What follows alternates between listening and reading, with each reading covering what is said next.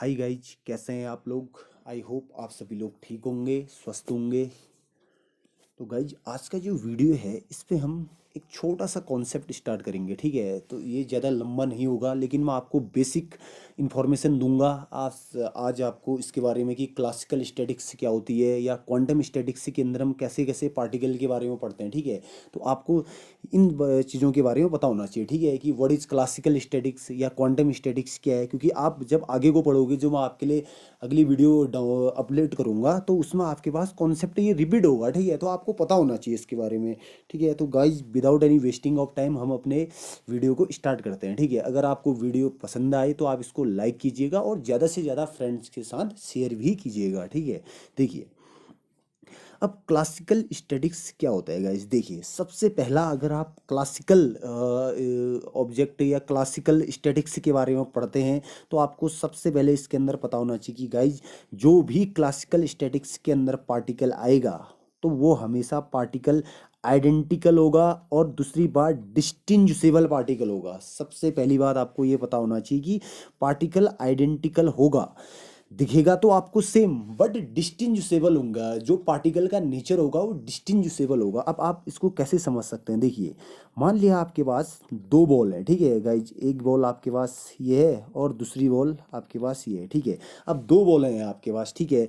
अब दोनों बॉल आपको दिखेंगी सेम, तो इसका मतलब हो गया ये आइडेंटिकल हो गया, दोनों दिख रहे सेम ही है, इनका शेप भी सेम है और साइज भी सेम है। लेकिन कहीं ना कहीं इनके मास पे डिफरेंस हो सकता है ना। मास का मतलब, मान लिया ये आपके पास 1 ग्राम की है या आपके पास 2 ग्राम की है, तो इन दोनों के बीच में कुछ ना कुछ डिफरेंस आप क्रिएट कर पा रहे हो। तो जब आप डिफरेंस क्रिएट कर पाएंगे तो उसको बोलेंगे डिस्टिंग्विशेबल, मतलब कि आप इन दोनों के बीच में कुछ ना कुछ डिफरेंस क्रिएट कर पाएंगे। मान लिया आपने एक दो पेंडुलम लिए, अब पेंडुलम का शेप और साइज में कहीं ना कहीं डिफरेंस है, तो डिफरेंस है तो दैट इज डिस्टिंग्विशेबल।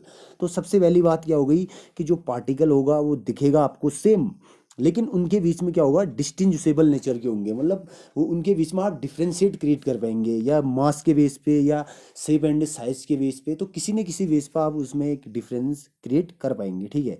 दूसरा, अब जो दूसरा है बहुत इंपॉर्टेंट है गाइज, कि जो आपके पास क्लासिकल पार्टिकल होते हैं उनका मास किसी अदर पार्टिकल के कंपेयर पे या किसी, आप ऐसा कह दीजिए कि किसी फंडामेंटिकल पार्टिकल के कंपेयर में वेरी वेरी हाई, बहुत ही ज़्यादा मास होता है किसी अदर पार्टिकल के कंपेयर में। जैसे आप मान लीजिए आपने बॉल ले लिया, ये 1 ग्राम की, या कोई आपने पेंडुलम ले लिया, या कोई भी आपने ऑब्जेक्ट ले लिया जिसका मास किसी अदर पार्टिकल के कंपेयर पे ज़्यादा है, तो क्लासिकल स्टैटिक्स के अंदर ऐसे ही पार्टिकल आपके मूव आउट करते हैं। जैसे बॉल मैंने आपको बताया, या एक और भी एग्जांपल आप ले सकते हैं। तो जो भी जिनका मास मतलब किसी अदर पार्टिकल के कंपेयर पे ज़्यादा है, मतलब अदर पार्टिकल क्या, जैसे आपके पास इलेक्ट्रॉन है, आपको पता है इलेक्ट्रॉन का मास क्या होता है, 10⁻31 किलोग्राम के आसपास होता है ना, 9.1 इंटू 10⁻31।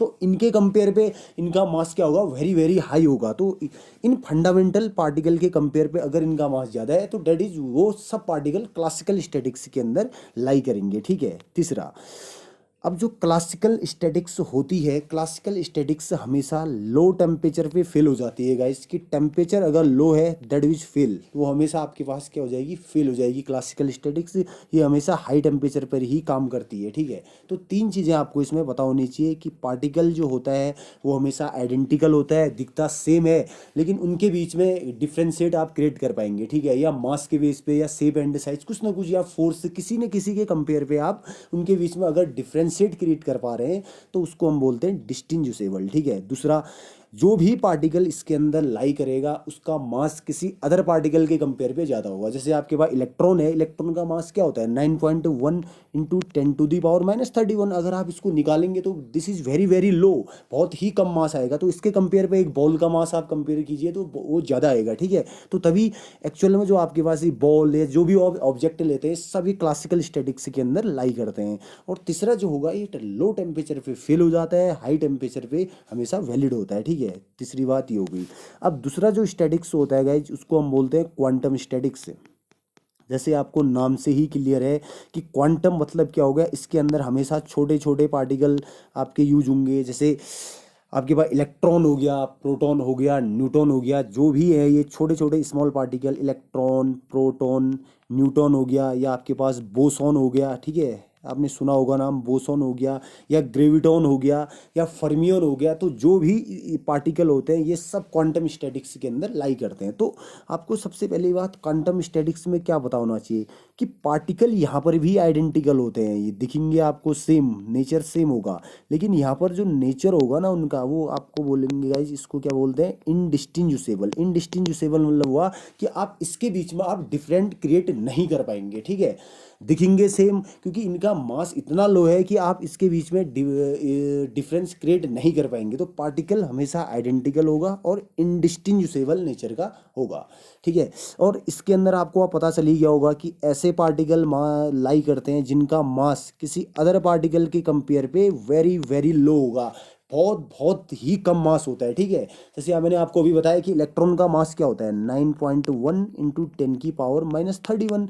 तो अगर आप इसको सॉल्व करोगे किलोग्राम पे तो ये वेरी वेरी लो मास आएगा। तो जिसका मास कम है वो क्वांटम स्टैटिक्स के अंदर लाई करेगा, और अगर आपका मास हाई है, जैसे बॉल हो गया या कोई अदर ऑब्जेक्ट हो गया, तो जितने भी और ऑब्जेक्ट है जिनका मास इन मैं आप ये समझ लीजिए कि मतलब नेक्स्ट लेवल मास नहीं होना चाहिए। तो अगर मास ज़्यादा है तो क्लासिकल स्टैटिक्स पे लाई करेगा, और अगर मास कम है, जैसे 10⁻⁻31 हो गया, या प्रोटॉन का हो गया 10⁻⁻27, तो जितना भी उनका मास है तो वो कम आ रहा है तो वो क्वांटम स्टैटिक्स के अंदर लाई करेंगे, ठीक है।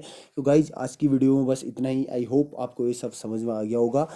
अगर वीडियो अच्छा लगे तो गाइज इसको लाइक करिए और सब्सक्राइब भी करिए चैनल को, ठीक है गाइज। ओके, मिलते हैं अगले नई वीडियो के साथ। Thank you everyone.